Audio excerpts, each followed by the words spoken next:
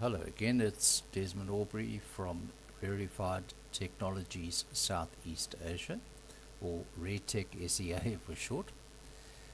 Just to finish up the back end of this presentation on modular shell and tube heat exchangers.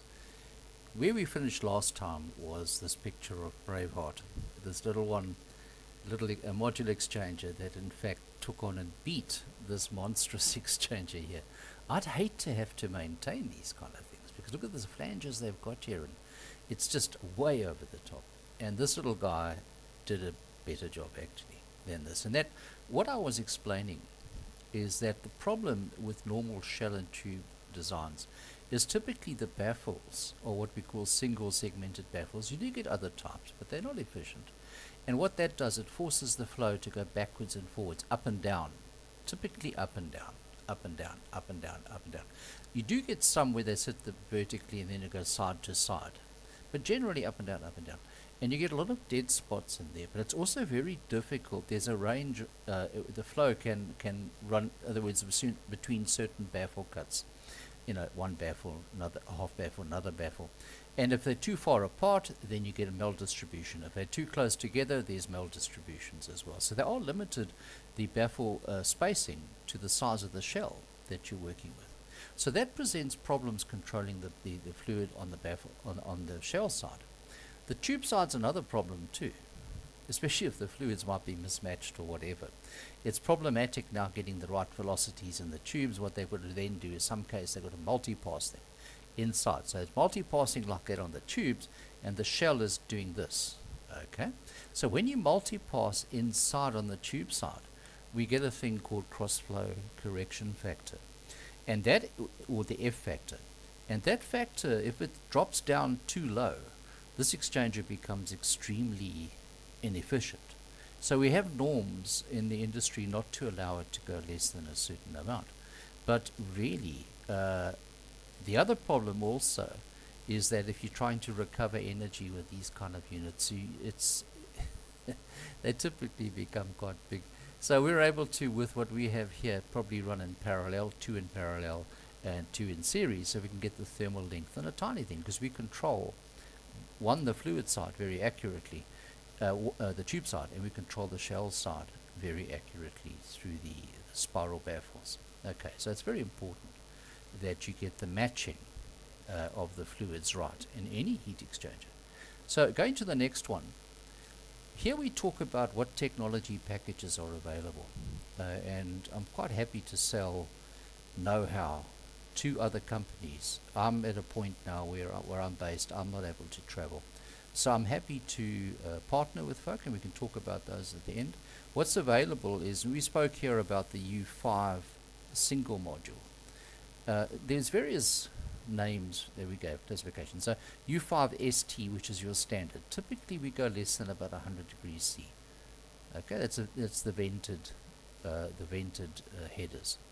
Then we go for what we call the SP1 with one spring in there. That'll get you up to about 140 degrees C. We can still play a few tricks on this, by the way. Then you get to SP2, that'll take us up to about 185 degrees C. And then what they call extended, right up to about 230. The way we do this is we put extra backers, and we actually use whether you might have clingerite, various those types of materials, and we actually treat it as an insulator. And so we take a bit of heat off the seal itself. So what the seal actually sees is a slightly lower temperature, and we're able to then get up a little bit hotter. This works quite nicely for your thermal oil heaters and so on. But you put quite a few seals in there. Right? But I have all the technology here. And then we have another thing we call U5PC, or shell side pressure control. What we do is we actually insert another plate on the header side, between the headers, and what we do is we then close up the shell side and bolt it up, so it actually can't be loosened up. So you can actually strip the tube side, take, clean out, flush out, or whatever. So you've got a dirty fluid on the tube side while the shell is still under pressure. So that's a trick we can also supply as well, and we've got all the technology for that. And then what was developed later was this single seal, and you get different types of variants. So they call it SSX, and there's SX, and there's a few of the different names. But this also goes up to these very high temperatures. But this is a single seal, where I spoke about in one of the other presentations, the single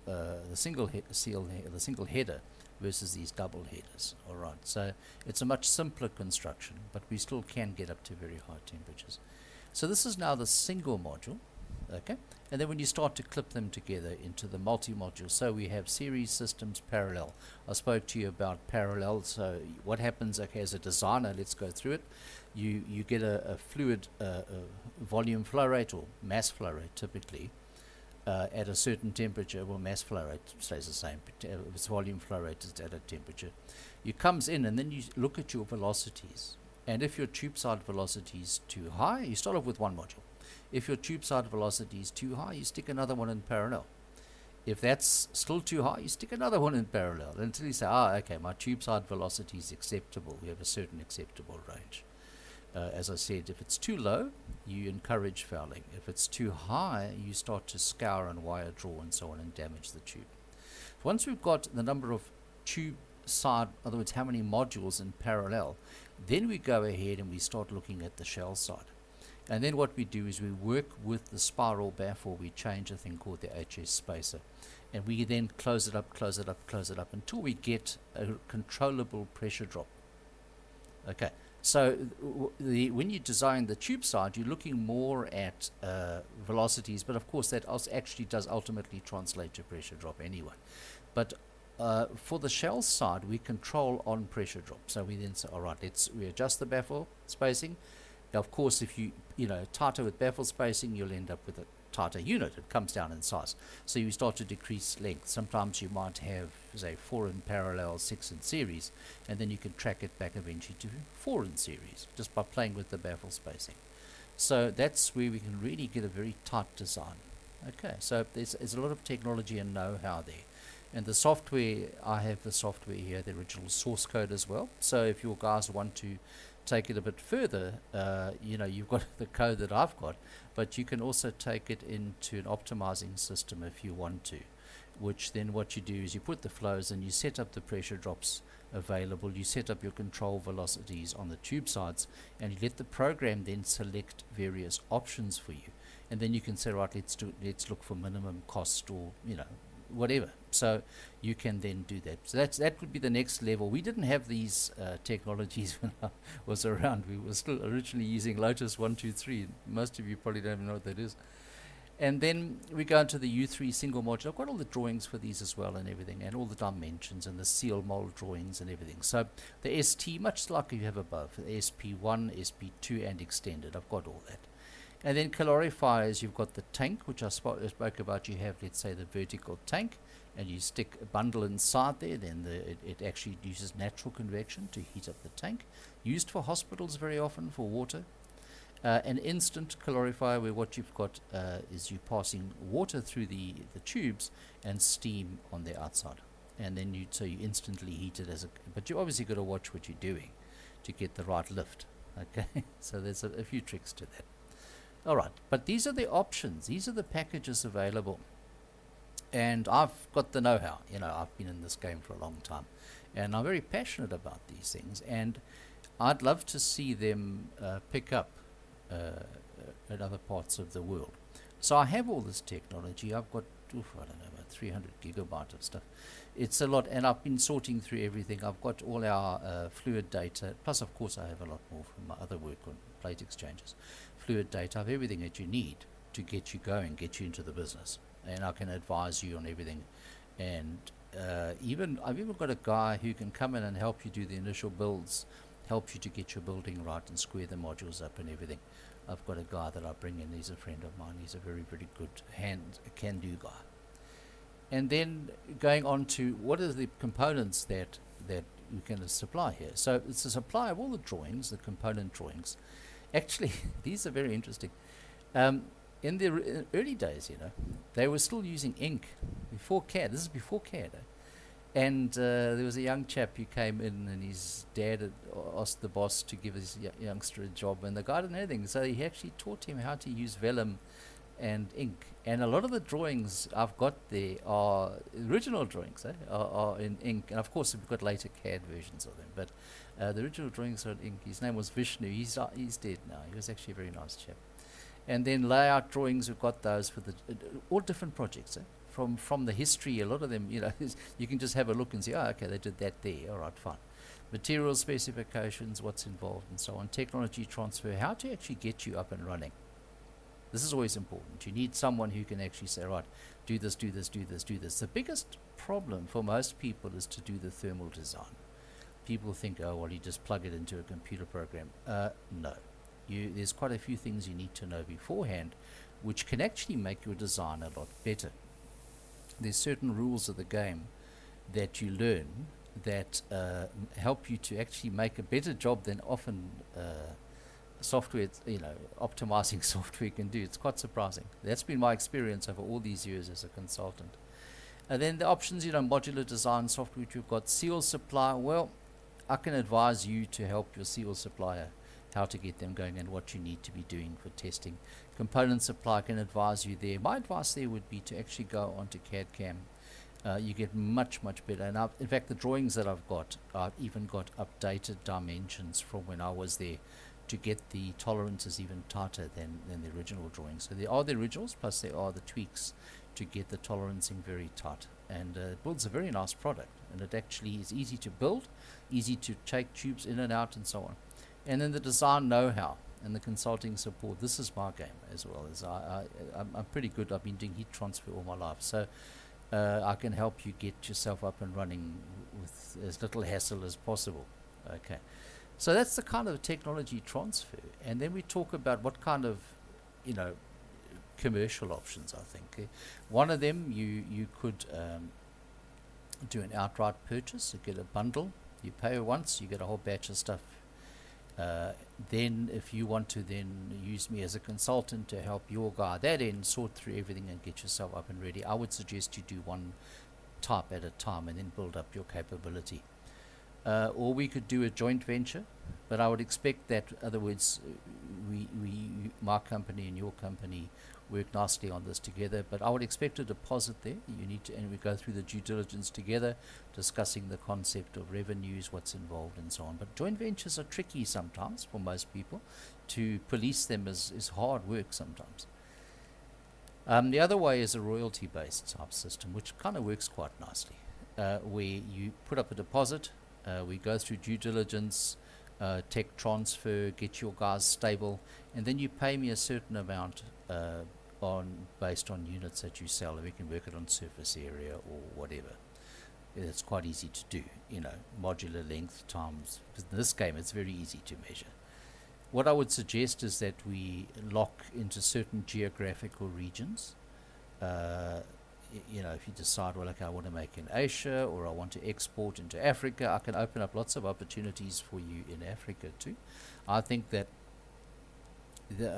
to export this into Africa, you'd actually, if it comes out of Asia, you'd make it a lot better quality and you'd end up with a lower price per unit. And I think you could make good profit by selling this product into Africa. Africa likes it because they're tough. Okay, they're tough units. And then component supply, I'm not really at that point anymore. I used to be. But I can advise you and advise your component manufacturers. What I would suggest with some of these things is I act as a consultant to you. And so these kind of arrangements, it's better. The joint venture part would be me being a consultant to you, or outright purchase with a consulting contract between us to help you get up and going, because you're going to need that. And you're going to need, once you get comfortable and your designers get used to it, there's quite a lot to know, but I can train you in all of that as well. But it's really nice technology, and I'd love to see it picking up out here. And I believe you can make a lot of money out of this, quite frankly. And certainly the gold mining industry, you could actually export a lot of that into Australia. They do a lot of gold mining as well. And wherever you find the gold mine outfits, you can make good money, really good money. And then that's kind of who I am at the end of it. The contact details, my name is Desmond Aubrey. This is my direct phone. It's also WhatsApp, so it's WhatsApp or direct phone to me. My email is dese.redtech@gmail.com. Twitter, I'm on Twitter at redtech, redtechsea. Also on YouTube as well. And my latest website is actually, when I post this up on YouTube, I'll give you the updated website details. But that's kind of what this is all about. So we can actually go back, just stepping back a bit, just to say, you know, there's a lot that we can do together if you want to.